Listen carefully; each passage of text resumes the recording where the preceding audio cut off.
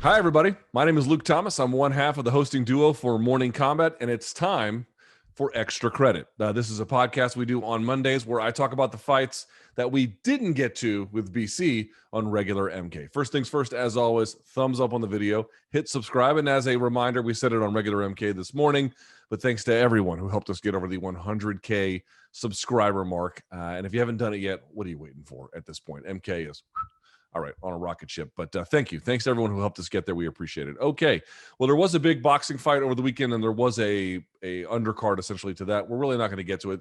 I'm not opposed to doing boxing results on this podcast, but a lot of people have said they wanted an MMA only podcast. And so at least for now, we're going to keep it that way. We did get to a couple of the fights from UFC Vegas 39 or UFC Mackenzie Dern versus Hadrina Rodriguez, the fight night. So I will go over them a little bit, and then we'll get to everything that we missed. Yeah? All right. So 30 minutes on the clock or less, time to get to it. Let us do that now. All right.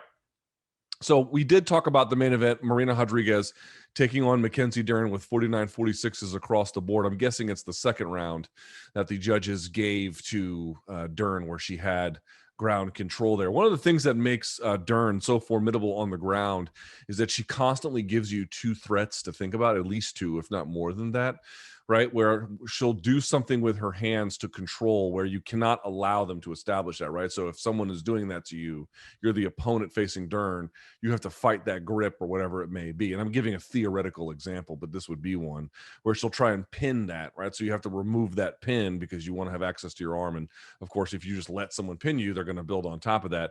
But in the process of resisting that, then she's working on something with the legs at the same time, or whatever the case may be. She's creating two threats at once where you're focused on the hands or whatever she's doing, and then she's hitting a knee cut across pass or something else along those lines. And so while your hands might be occupied and not being able to push on the knee, then the knee comes up because you already have another threat that has occupied your hands that doesn't allow you to do that. So she's got a lot of two threat attacks.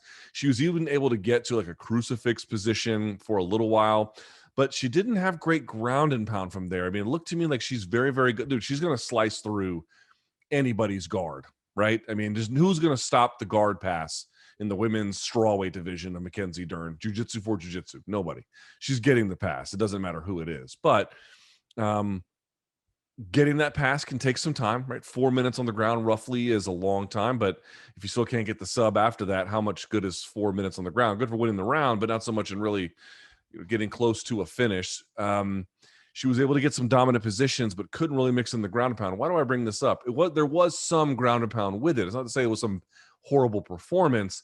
It's just that we're measuring Dern against championship level standards because she has such a decorated background and was a very decorated champion in sport jiu-jitsu. We commented on regular Morning K about the takedowns and why they need to be there, and how even that is an insufficient argument, because what you really need is some kind of striking, A, because striking is valuable, but B, striking is really the binding ingredient for the wrestling. You'd be like, oh, well, Habib didn't have good striking. Well, Habib had super explosive takedowns, number one, right? So like whatever he was lacking in the setup department there, he could kind of fudge a little bit and get away with because his takedowns were so overwhelming.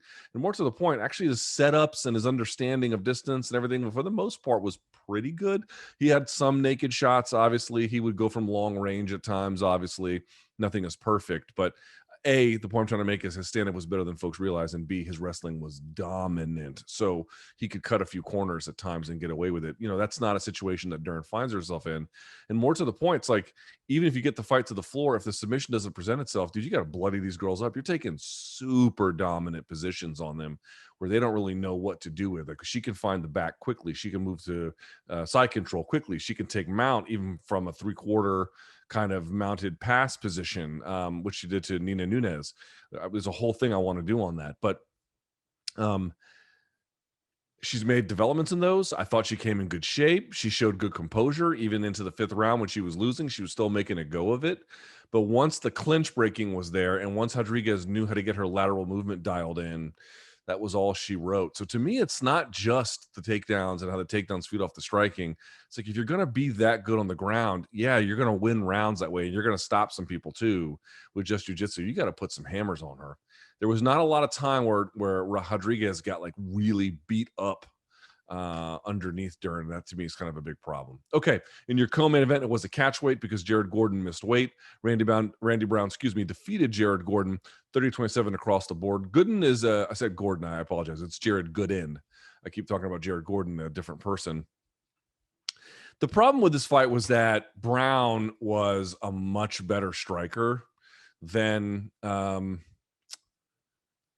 obviously Gordon is, or Gooden, excuse me. I keep saying Gordon. Gooden is. Gooden had a good leg kicks. I thought that was a pretty nice part. In fact, there was a couple moments where I thought he was going to really take advantage of it, because he had situations where he would have Brown kind of putting his legs back and looking out over his skis, so to speak, trying to get out of the way of the leg kicks. When Brian Ortega did that, Volkanovski lit his ass up. Now, obviously, that's a very different scenario, but you are creating openings doing that. He's had 4 fights in the UFCs. He has UFC, excuse me. Gooden has. He does have one over Nicholas Stoltz. I'm not sure how you pronounce it. From back in 2021, he did lose to Abubakar Nurmagomedov and Alan Jouban. Jouban now retired. And obviously had a more or less some decent success on the regional scene. But this was a tough one for me, because I think Gooden tries hard. He comes in good shape. He did have those good leg kicks.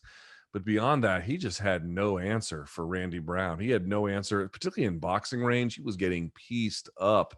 And the only thing that really kind of saved him was, maybe you could argue, the game plan of Brown, but also how do you get around the fact that Brown's toes were all jacked up, either broken or dislocated or whatever the case may be. And he couldn't really plant or turn or pivot or bounce in the way that I think he wanted to. He was constantly bothered by them. I've said this before. I one time was rolling with a guy and I was trying to prevent a back take, and I turned into him and I dislocated, not my big toe, but the one next to my big toe. It came right out. And it just stood straight up. Like I could see almost the underside of the toe, because it was coming like this. And the only way to fix it was I had to it wasn't painful. It didn't hurt, but I had to stop the roll. And then I tried to like flick it back into place, and it didn't work, which is what you saw him trying to do. You saw him trying to use his other foot to kind of like smooth out the one that had the jacked up toes, but that doesn't work. I had to take the toe and I had to like pull it and then rearrange it to where I had to line it up with the other bones and then let it go. And it almost like snapped into place when I did that. It took a couple of tries to do it. I'm not sure what his corner was doing or how feasible that even was, but just touching it is usually not enough to get it to go back in. You got to kind of rearrange the toes a little bit. And it was obviously quite distracting for him. So it's a good win for Brown in the sense that he looked quite dominant, especially in boxing range. But between eating all the leg kicks, the toes kind of, hampering him, I don't want to say in any way it was a bad performance. It was not. But it could have been a bigger showcase, and I don't think that it was. And, for Gooden, it's just, he appears to be up against it. I mean, how old is Gooden? He is 27. He's still young. You know what? Let's give him some time. Let's give him some time to develop. But nevertheless, in this particular contest, he had one good thing going. He used it to about as well as you could have. But he was just overmatched in this one, really overmatched. Punches were coming from angles he just didn't see. Brown was switching stances, catching him on the exit, all kinds of stuff, even at a catch weight of 174 pounds. At flyweight, Matheus Nicolau defeating Tim Elliott 29-28 across the board. I'm not sure what round they gave to Elliott. That one looked like a Nicolau fight all the way. Dude, Elliott looked like, especially early, he looked like he was having fun out there. He was vibing, he was flowing, he was changing stances and using all kinds of unorthodox but fun tricks, for various purposes. I'll just put it that way. And none of it really worked on Nicolau. Nicolau had to hit takedowns, especially in the third when he needed to. He stopped all the ones for the most part that Tim Elliott wanted. I don't have the numbers here in front of me. Let me see if I can find it actually. Matheus, I'll put this up here. Matheus Nicolau fight metric. They have it in terms of the stats of this fight with Tim Elliott. They gave him one takedown. I think it was the one in the third. Tim Elliott went 1 for 10 he had 10% takedown defensive success in this fight, which is like Mackenzie Dern's overall. Actually, I think hers might be less at this point. I'd be curious to see what hers is actually at this point. Sort of as a side note, Mackenzie Dern's historical takedown accuracy. Yeah, it's still 10%. But you get the idea here. In the case of Nicolau and Elliott, he stuffed all the takedowns, and while Elliott was kind of flowing and looking good in the sense that you could say, a fighter who feels good fights good, it just seemed like it was a lot of extraneous shit that had nothing to do with actually successfully implementing a game plan. I didn't think he got off enough. I didn't think he was throwing enough. I mean, he threw 215 shots to only 109 by Nicolau, but I don't recall anything super impactful landing. I remember Nicolau was, by the way, and Elliott was like changing stances and blah, blah, blah. Nicolau kind of, for the most part, not entirely, but for the most part, stuck to his orthodox stance, had good jabs to the body, had good intercepting calf kicks, had good straight hook combos. He kind of kept it a little bit more basic, but he had much more success with it. Whereas Elliott was moving and flowing and changing stances and trying all this stuff, but it didn't amount to effective offense in the end, either in the takedown department or in the stand-up. It just seemed a little too, as the Brits might say, a little too cheeky. It wasn't as focused and as dialed in. Nicolau, you could see, man, he looked like he was ready to take the SATs up in that bitch, and what I mean to say is, like, the proctor's delivering the test. He wants to get into a good college. He was focused, that kind of a thing. Whereas Elliott just sort of was having a good time. Well, you can have a good time, but there just wasn't enough offense that came from it. And there was a couple moments where Nicolau had to get into these hand fighting situations where Elliott was around the back. In fact, if there's sort of one note about this card, the thing to me that seems like it's really missing in modern MMA, the modern game more generally, is just effective hand fighting from the waistline. A lot of people don't really seem to know how to do that very well, or just can't find themselves in a position to do it well. And as a consequence, you're seeing a lot of people take advantage of that gap. I wonder how much longer that will last, probably for a long time, but because the way the rules are structured, but still bit of a problem. Nice win by Nicolau, though. Okay. Mariya Agapova defeating Sabina Mazo, rear naked choke, 53 seconds of the third round. We talked about this a little bit on Morning Combat Regular, but I wanted to revisit it here. Mazo has had a couple of problems in her career. One, she just has not been quite as physically dominant, and I think, the lack of imposition. She wants to have a skill off, and obviously she wants to get that volume going, but there's a certain rough and rowdiness to it all that her game lacks. I think that it sometimes is really needed at this level. Agapova clearly has it. And the other one was she just couldn't switch gears. Once her basic game plan didn't work, she didn't really know what to do, right? So what she was trying to do was just get into these flow states where she could just go and touch, throw, switch angles, do this, touch, throw, and then once she gets going, she becomes quite a force. That's when she starts going to the body. That's when the head kicks start getting going, and she's mixing it up. But it requires volume. It requires openness. It requires something other than what Agapova did. Agapova did two things really well. One, she just intercepted and blitzed on her.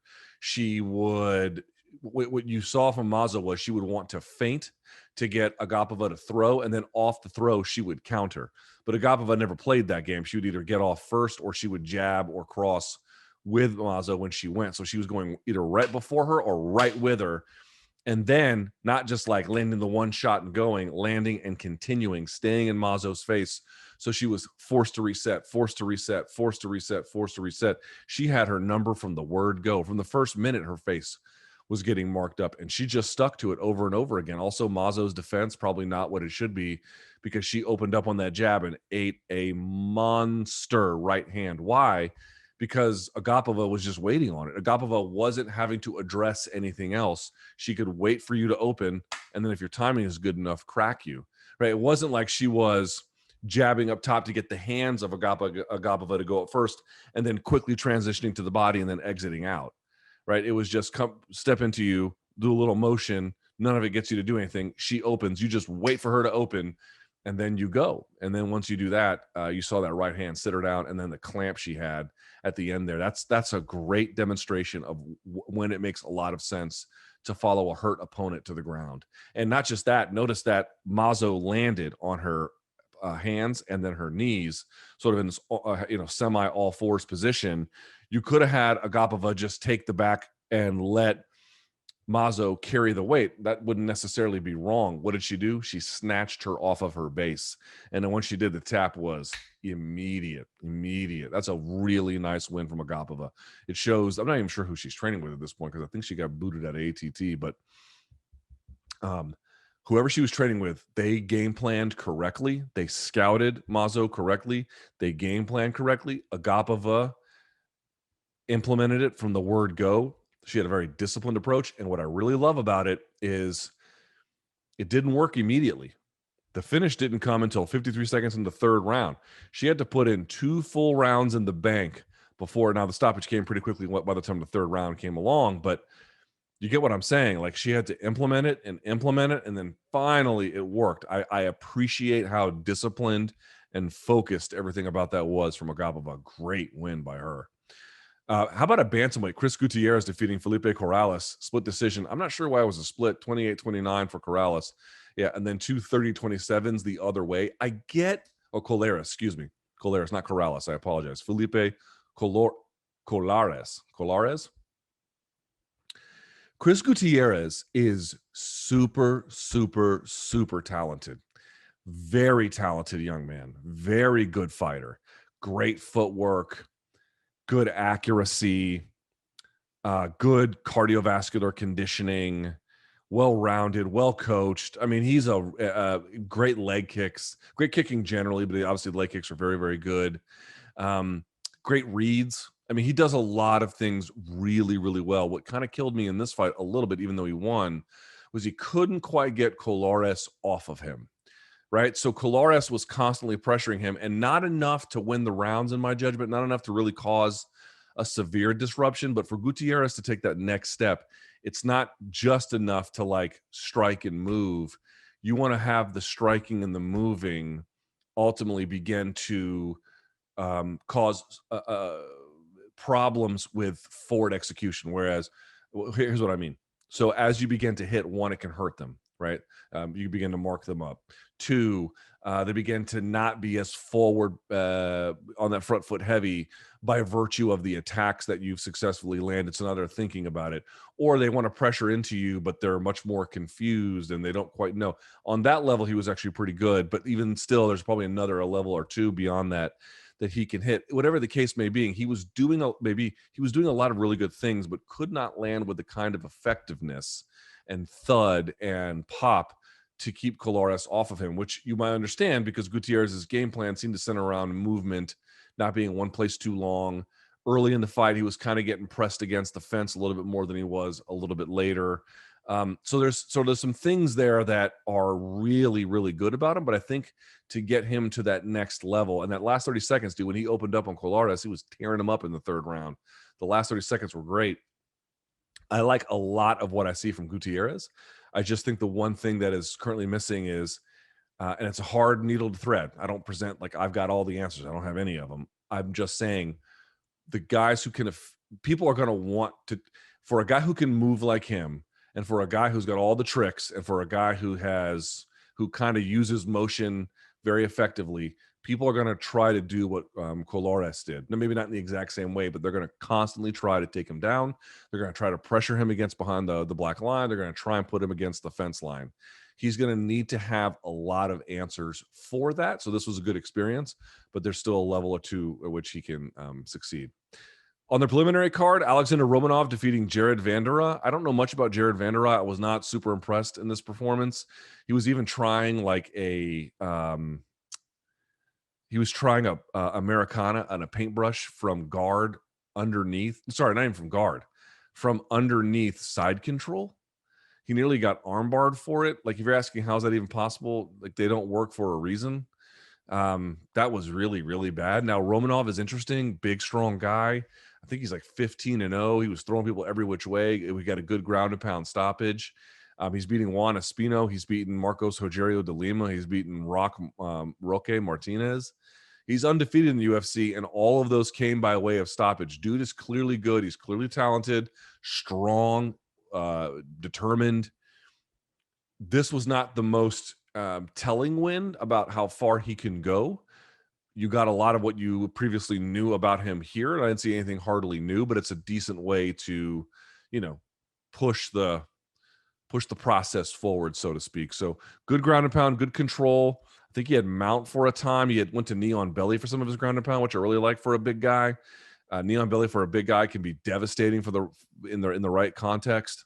A lot to like, but still, pretty early on in his run. Damon Jackson, who must have left several gallons of blood in the octagon, defeating Charles Rosa. They had it 29-28 and then 29-27, then 30-27. I don't know which round you would give to Rosa. Maybe the third. The first two rounds, it looked to me like Jackson was just better about initiating control. And then, there was a couple times where Rosa was locking up 50-50 guard. There was a couple times where each guy was going for leg locks, and neither was all that successful. But in general, it just looked to me like Damon Jackson was better about the takedown, better about establishing back control or getting behind him with the locked wrists. Locked hands, I should say. Even in standing position, constantly doing mat returns to Rosa, picking him up and then returning him to the mat. By the way, Romanov doing that to Vanderaa a lot as well. But it was just in that third round, you see Rosa hit him with that spinning back elbow and just dump blood everywhere. That round was a little bit more back and forth. One guy couldn't really put it on the other one. If they wanted to give Rosa that round, that's fine. But the big takeaway is, one, great composure by Damon Jackson to suffer a huge cut like that, see all that blood, not panic, not lose his way. Even if you lost that round, here's why you want to get those 2 good rounds in the bank, because it really helps you there. Almost had a head and arm triangle at the end of the second, not quite there, but he was kind of putting it on Rosa. He was clearly the better grappler. And that's what I really liked about it. You knew that Rosa is going to give you that forward pressure. He used that forward pressure to get takedowns. And then once he got the takedowns, he was just the better overall top game kind of guy. Even if at certain points he found himself looking for knee bars underneath. But, Rosa's tough out. He's literally, I think, has won or lost in that pattern. One lost, all the way back to, I want to see here. Yeah, dating all the way back to his UFC debut. He has won and lost alternately.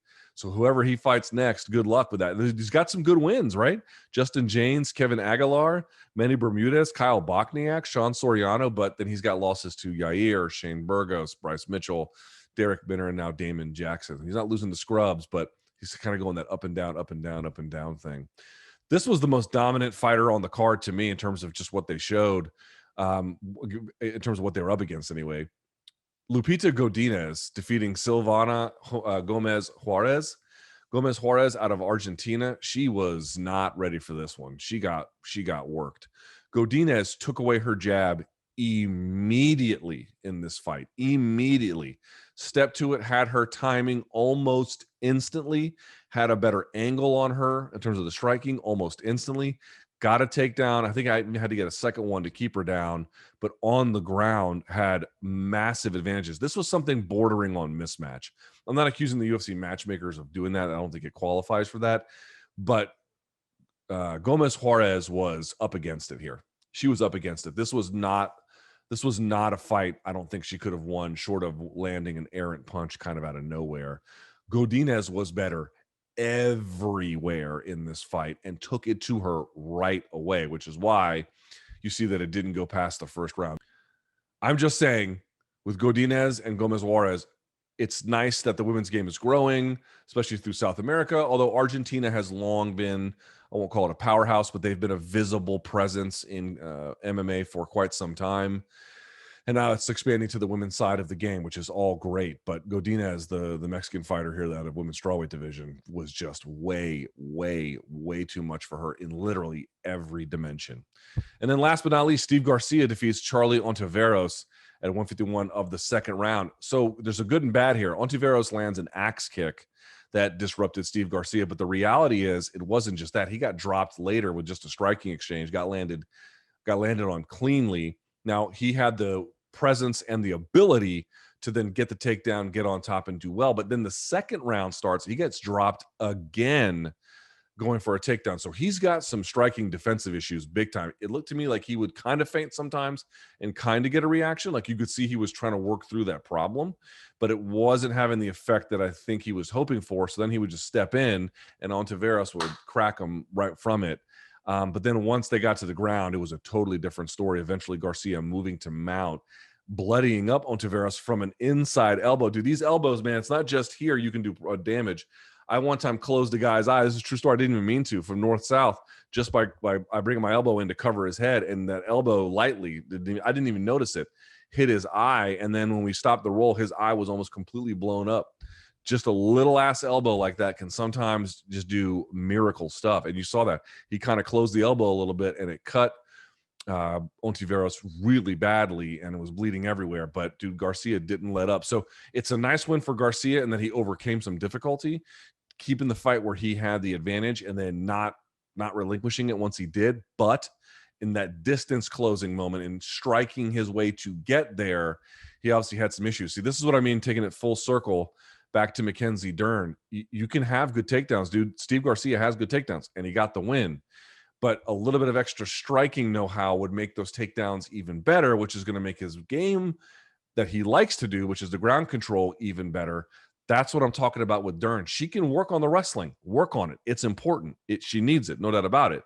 But there's another layer here. You got to, striking is part of the wrestling in MMA when obviously the game starts on the feet and at distance. How you navigate that is extremely important. So it's not just the wrestling. It's the ground and pound, the wrestling, and the striking. It's really quite a lot, except the jiu-jitsu. And even with the jiu-jitsu, there might be some things she wants to reconsider about. Your fight of the night went to Rodriguez and Dern. And your performance of the night went to Lupita Godinez, well-deserved, and Mariya Agapova. This is the first UFC card where all of the bonus winners were women. How about that? Kind of interesting little footnote. And all deserved. What are you going to say? They didn't deserve it? They really did. So nice wins by them. Decent little card for a Saturday afternoon, and especially considering we got the Fury and Wilder 3 greatness later on. Okay, that's it for me. Like the video, hit subscribe. This is MK Extra Credit episode 3, I believe. And we'll be back next week getting you ready for everything on regular MK. And then we'll pick up all the things we didn't get to right back here like we always do. Thank you guys so much for watching. And until next time, enjoy the fights.